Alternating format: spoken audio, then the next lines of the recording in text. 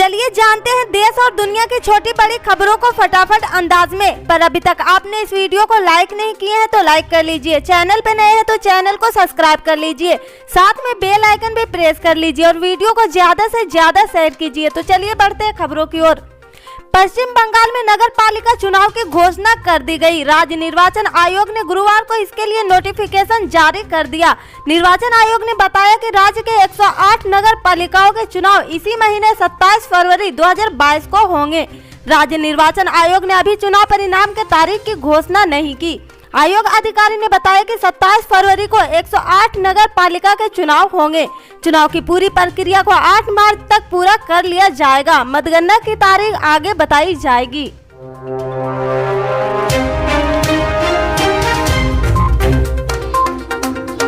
पंजाब विधानसभा चुनाव नजदीक है। पार्टियों ने उम्मीदवारों की घोषणा तेज कर दी। कांग्रेस ने भी कई विधानसभा सीटों पर चुनाव लड़ने वाले प्रत्याशियों के नाम का ऐलान कर दिया। सूत्रों के मुताबिक बदलते चुनावी समीकरण के बीच कांग्रेस पार्टी अब अपने सीएम उम्मीदवार की घोषणा 6 फरवरी को करेगी। चरणजीत सिंह चन्नी और नवजोत सिंह सिद्धू दो प्रमुख दावेदार में से एक है। कांग्रेस उम्मीदवारों के चयन के लिए टेलीपोल प्रक्रिया अपना कर रही। इसमें जनता से उनकी पसंद के सीएम चेहरे को लेकर फीडबैक लिया जा रहा। पार्टी ने उम्मीदवारों के चयन के लिए कार्यकर्ताओं से भी राय मांगी।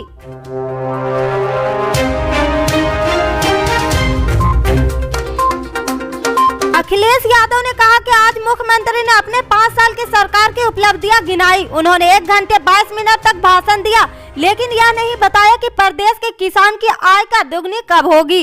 समाजवाद पार्टी के प्रमुख अखिलेश यादव और राष्ट्रीय लोकदल के प्रमुख जयंत चौधरी ने गुरुवार को एक संयुक्त प्रेस कॉन्फ्रेंस को संबोधित किया।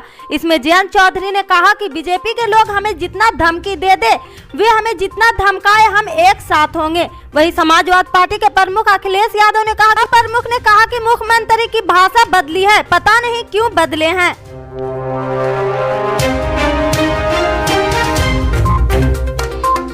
वास्तविक नियंत्रण रेखा पर जारी चीनी कोशिशों पर कांग्रेस नेता राहुल गांधी ने सरकार पर हमला बोला। राहुल गांधी ने अरुणाचल प्रदेश की स्थिति को शर्मनाक बताया। गुरुवार को उन्होंने ट्वीट कर कहा कि चीन ने पहले हमारे देश की जमीन पर कब्जा किया और अब हमारे नागरिकों का अपहरण व टॉर्चर कर रहा। मोदी जी चुपचाप अच्छे दिनों का इंतजार कर रहे हैं। राहुल गांधी ने इस ट्वीट के साथ एक खबर को भी साझा किया गया। इसमें लिखा है कि अरुणाचल से भाजपा सांसद तापिर गाओ ने कहा कि चीन लगातार हमारे लोगों को उठा रहा, सरकार इसका हल निकाले।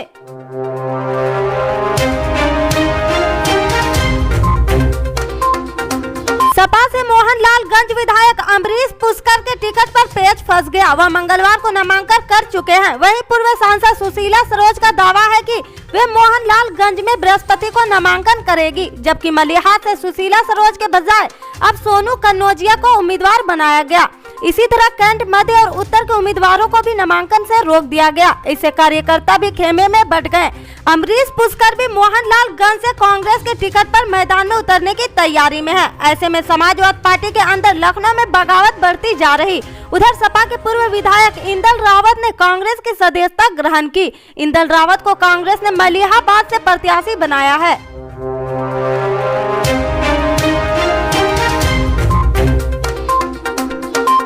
दिल्ली के मुख्यमंत्री और आम आदमी पार्टी के राष्ट्रीय संयोजक अरविंद केजरीवाल ने आज गोवा की जनता से अनोखी अपील की। केजरीवाल ने पूर्व में बीजेपी और कांग्रेस सरकार पर घोटाले में शामिल होने का आरोप लगाते हुए प्रतिद्वंद्वित राजनीतिक दलों के मतदाताओं से आपको वोट देने की अपील की। केजरीवाल ने पणजी में प्रेस कॉन्फ्रेंस में कहा, मैं कांग्रेस और बीजेपी दोनों के मतदाताओं से आग्रह करता हूं कि वे अपनी अपनी पार्टियों के साथ रहे, लेकिन एक बार आपको वोट दे।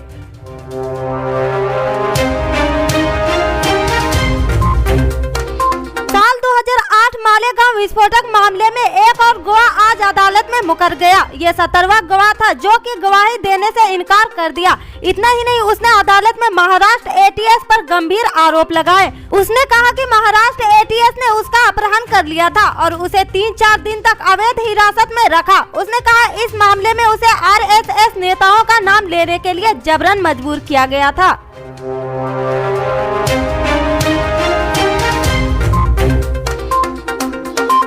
देश के कई राज्यों में कोरोना संक्रमण की रफ्तार कम होने लगी, लेकिन कई राज्यों में अब भी ऐसे हैं जहां कोरोना के बढ़ते मामले अब भी डरा रहे हैं। वहीं कई राज्यों में कोरोना की स्पीड तो कम हो गई, लेकिन मौतों का आंकड़ा कम होने का नाम नहीं ले रहा।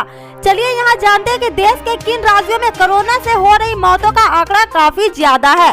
स्वास्थ्य विभाग की तरफ से रात के करीब 9 बजे जारी आंकड़ों के मुताबिक पिछले 24 घंटों में 3028 मामलों की पुष्टि हुई और 27 मरीजों की जान चली गई। वहीं इतने ही समय में 4689 मरीज संक्रमण से स्वस्थ भी हो गए। दिल्ली में संक्रमण दर 4.73% दर्ज की गई।